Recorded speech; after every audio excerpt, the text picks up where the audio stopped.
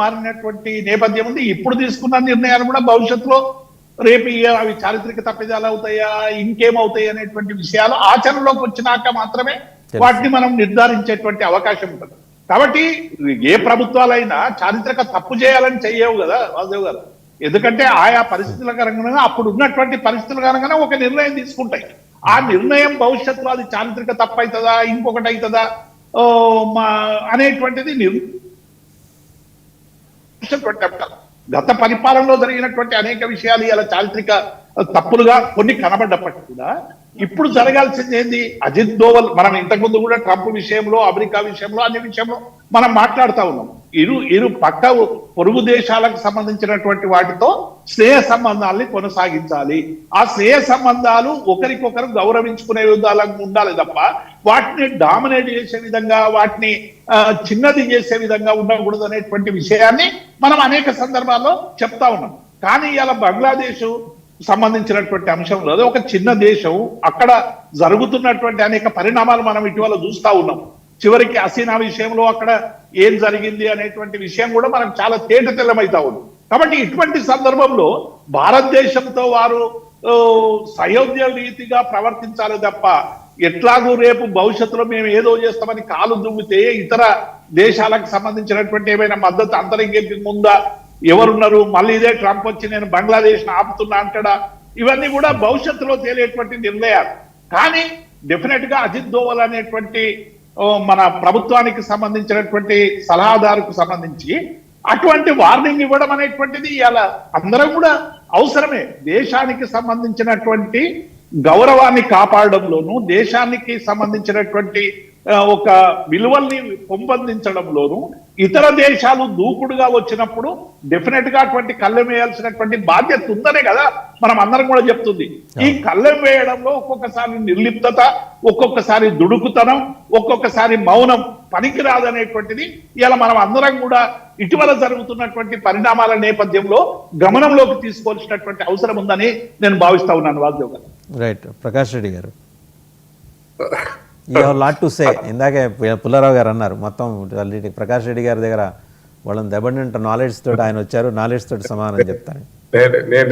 నేను మామూలుగానే భారతదేశం గురించిన జియో పొలిటికల్ సిచ్యువేషన్ తెలుసు కాబట్టి చిట్టగాంగ్ నేను ట్రై చేశాను పోవడానికి. మన త్రిపుర పోయినప్పుడు కూడా డిబేట్ లో చూస్తాం 3400 రైల్వే స్టేషన్లు ఉన్నాయంటాడు ఒకడు. నీకు ఎలా తెలుసు అంటే అది గూగుల్లో చూసుకొని చెప్తాడు. సో ఐ రెస్పెక్ట్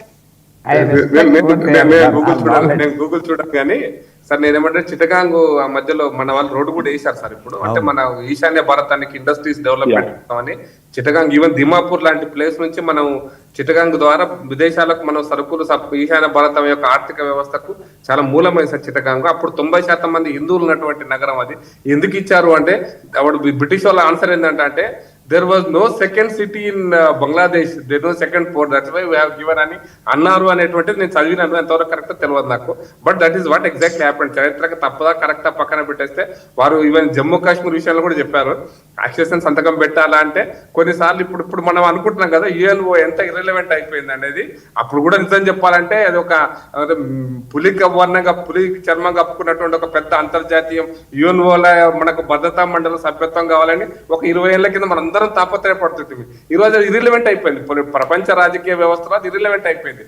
ఉంటదా ఉండదా, ఉంటేదా అసలు యుఎన్ఓ పాత్ర ఎంత అనేది ఉన్నటువంటి పరిస్థితి. కాబట్టి ఇదివరకు యుఎన్ఓ చెప్పింది, యుఎన్ఓ తీర్మానం చేసింది, యుఎన్ఓ పాకిస్తాన్ యుద్ధం ఆపిన 71లో ఇవన్నీ కూడా ఇప్పుడు ఇర్రిలవెంట్ అయిపోయింది.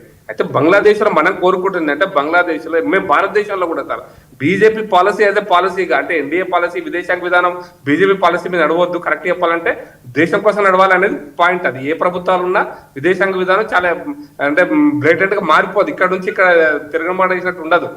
That continuous. అది దేశమే కంటిన్యూ అవుతుంది మన విదేశాంగ విధానం. అట్లా బంగ్లాదేశ్ విషయంలో కూడా.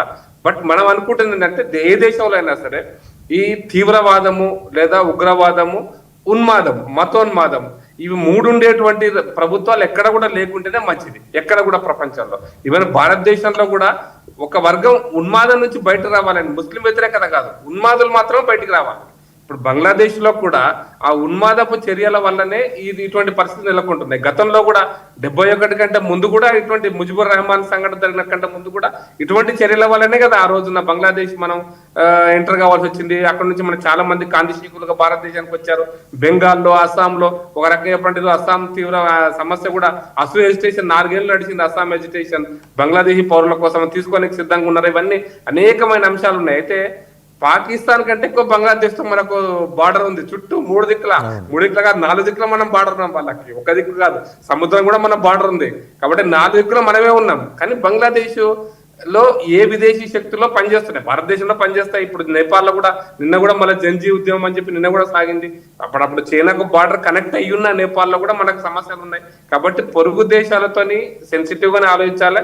కొన్నిసార్లు భయంతో చెప్తాం, కొన్నిసార్లు మంచిగా మర్యాదతో చెప్తాం, కొన్నిసార్లు సహాయం చేసి చెప్తాం. ఇప్పుడు ఆఫ్ఘనిస్తాన్ కి మనం చేస్తున్న సహాయం లాగానే ఈవెన్ వారు చెప్పారు కాబట్టి నేను ఒక పాయింట్ చెప్తున్నా. నేను జియో పొలిటికల్ సిచ్యువేషన్ ట్రై చేసిన చాలాసార్లు పోదామని కూడా చిట్టగా అదే సార్ మన భారత్ పాకిస్తాన్ వాయువ్య ప్రాంతంలో నార్త్ వెస్ట్ ఫ్రంటల్ ఏరియాలో ఉన్నటువంటి ఒక ప్లేస్ కు పోతే అక్కడ మా మురళీధరరావు గారు పోయొచ్చారు. అక్కడ నిజం చెప్పాలంటే వారి అనుభవాలు చెప్పారు నాకు. అంటే ఆ ప్లేస్ లో 5 దేశాల యొక్క కంగ్లామరేషన్ ఉంది, 5 దేశాల యొక్క సమాహారం ఉంది. ఆఫ్ఘనిస్తాన్, మన Pak occupied Kashmir, Pakistan, China, Russia అంటే అప్పుడు వెల్స్వేర్ రష్యా. ఈ 5 దేశాలతో సంబంధం జియోగ్రఫికల్ గా అది చిన్న ప్లేసే కావచ్చు కాక, ఒక 50 కిలోమీటర్ల ప్లేసే కావచ్చు కాక, జియో పొలిటికల్ గా చాలా క్రూషియల్ మనకు అది. అంటే చాలా చాలా క్రూషియల్ ప్లేస్ అది. అక్కడ ఒక నగరం, ఆ నగరంలో ఇంకా మన ఇప్పుడు పాకిస్తాన్ ఆక్యుపైడ్ కాశ్మీర్ లో కనుక హైయెస్ట్ ఫ్రంటల్ ఏరియా ప్లేస్ లో అయితే ఈశాన్య వాయువ్య భారతదేశంలో కనుక మనం అక్కడ ఉండగలిగితే మన సైన్యానికి అది పాకిస్తాన్ మనకు పొలిటికల్ గా కార్గిల్ యుద్ధం జరిగేది కాదు. కార్గిల్ లో మనం కింద ఉన్నాం, వాళ్ళు పైన ఉన్నారు. కొట్టడం అనేది పొలిటికల్ వార్ ఫీల్డ్ లో కూడా చాలా కష్టం అవుతుంది. కాబట్టి నేననేది ఏంటంటే జియో పొలిటికల్ సిచ్యువేషన్ అర్థం చేసుకొని మనం బంగ్లాదేశ్ కూడా ప్రవర్తించాలి. బంగ్లాదేశ్ కూడా ప్రవర్తించకపోతే అక్కడ ఉన్మాదులు కనుక పెరిగితే భారత ప్రభుత్వం ఖచ్చితంగా సమాధానం చెప్తుంది.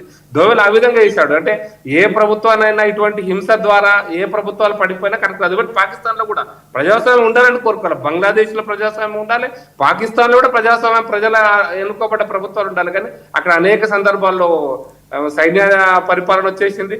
కాబట్టి నేను అంతవరకు మనం ఆలోచిస్తే మన దేశంలో నెహ్రూ గారు ఏం చేశారంటే ఆ ఒక్క ప్లేస్ కనుక జియో పొలిటికల్ గా మన దగ్గర ఉండింటే ఈ రోజు నిజం చెప్తున్నా. నేను చాలా సార్లు మా ట్రైనింగ్ క్లాస్ కూడా చెప్తాను. ఆ పొలిటికల్ ఆ ప్లేస్ ఆ ఒక్క 30 కిలోమీటర్ 40 కిలోమీటర్లు 5 దేశాల యొక్క సరిహద్దు కనుకంటే పాక్ ఆక్యుపైడ్ కాశ్మీర్ కనుక భారతదేశంలో ఉండింటే నేను ఇప్పుడుగా 99లో కిషన్ రెడ్డి గారు రాసిన పుస్తకంలో ఒక ఆర్టికల్లో నేను నా సలహాతో కూడా రాశాను పుస్తకంలో. అదే కనుక ఉండింటే భారతదేశం ప్రపంచంలోనే అత్యంత ధనవంతమైన దేశంగా మారేది. ఆ ఒక్క పొలిటికల్ గా పెట్రోల్ విషయంలో కావచ్చు, మిగతా విదేశాంగ విషయాల్లో కావచ్చు, మన రవాణా విషయాల్లో కావచ్చు, రష్యాతో మనకున్న సంబంధాలు కావచ్చు, చైనాను నియంత్రించగలిగే, సిల్క్ రోడ్ ను నియంత్రించగలిగే అవకాశం కూడా మనకు ఉండేది. కాబట్టి సరే జియో పొలిటికల్ గా అప్పుడున్న పొలిటికల్ డిస్టెన్స్ అప్పుడు